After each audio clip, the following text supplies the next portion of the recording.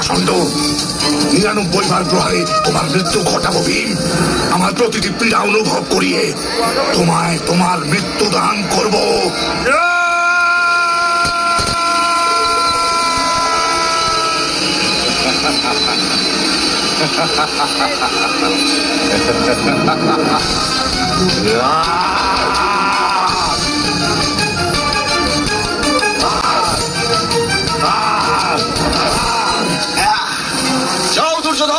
নিজের মামার অন্তিম ক্রিয়াকর্ম করো।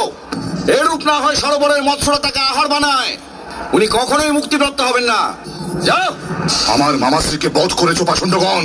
তোমরা আমার মামাশ্রীকে অন্তিম সময়ে অসন্তোষে মলিন করে দিয়েছো। আমাকে ন্যায় বিচার প্রদানের জন্য জীবনভর সংঘর্ষ করেছেন উনি।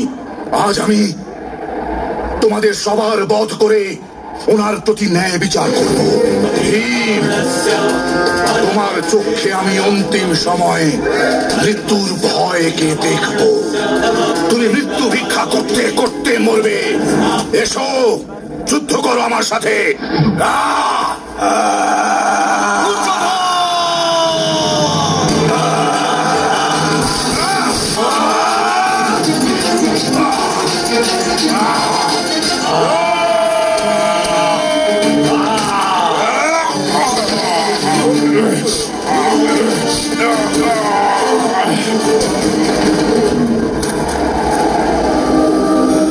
ওঠো ভীম, ওঠো।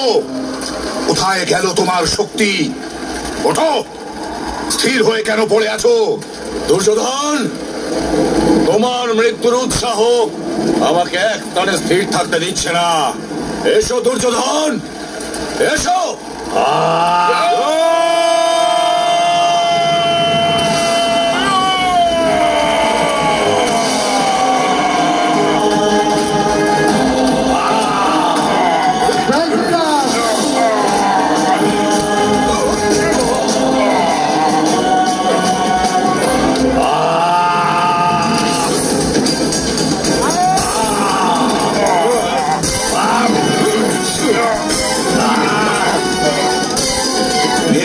দাসী দ্রৌপদীকে এই রাজসভায় যদি ওই অহংকারী নারী আমার আদেশ অস্বীকার করে, তাহলে তার কেশ আকর্ষণ করে টেনে নিয়ে আসবে এখানে।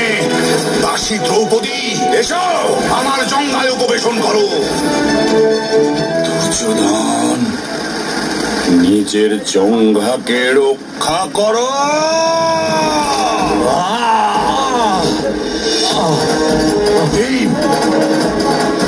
তুমি গদা যুদ্ধের নিয়মের বিরুদ্ধে প্রহার করছো আমায় ভীম। দুর্যোধন, আমি নিজের প্রতিজ্ঞা অনুসারে প্রহার করছি।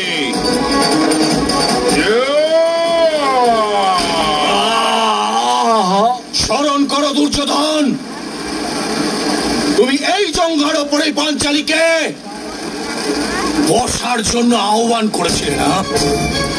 এই জঙ্ঘাকেই ভঙ্গ করতে আমার প্রতিজ্ঞা স্মরণ করো দুর্যোধন। ভীম, তুমি গদা যুদ্ধের নিয়মের উল্লঙ্ঘন করতে পারো না।